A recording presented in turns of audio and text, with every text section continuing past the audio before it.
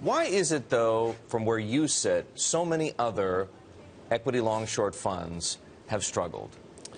Well, I don't know a lot about other funds, but from what I understand, some funds have given up on short selling specific equities. They've embraced ETFs and indexes, and so they miss out on all the alpha that one can earn short selling.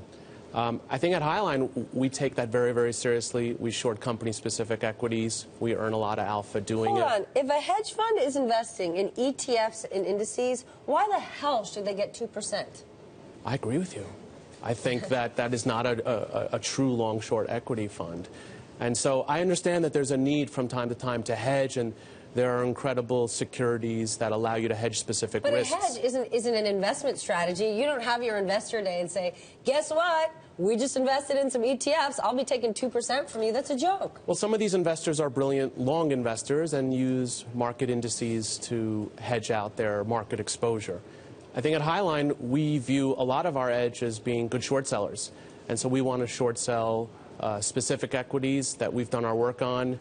And over the last few years, there has been good alpha available in doing that. Do you think some strategies are in trouble, like event-driven?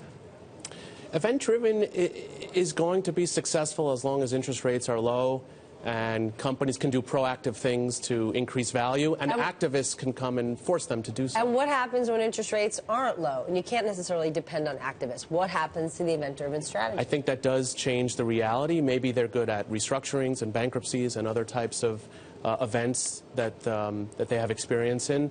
I do think in that environment, short selling will work better, and so perhaps those funds can embrace that strategy. Do you think the accusation that long-short equity is, by and large, market beta with the 2 and 20 wrapper is fair? Ooh, that was mean. You know what? I don't think that applies to our fund. No, I'm not accusing you of that. Competitively, I would tell you that we implement the strategy the right way. I've taught a couple of generations of investors inside of Highline to implement this strategy well.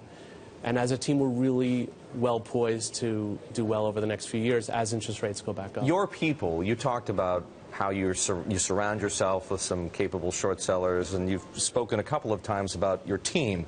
How do you build a team? Do you go out and poach good long-short managers or short sellers from other places? We would prefer to get people when they're young, train them from scratch, not have them bring to us other managers' habits, and it allows us to preserve the unique approach that we have to working with each other. We really believe in teamwork, and so the people we hire have to believe in that as well.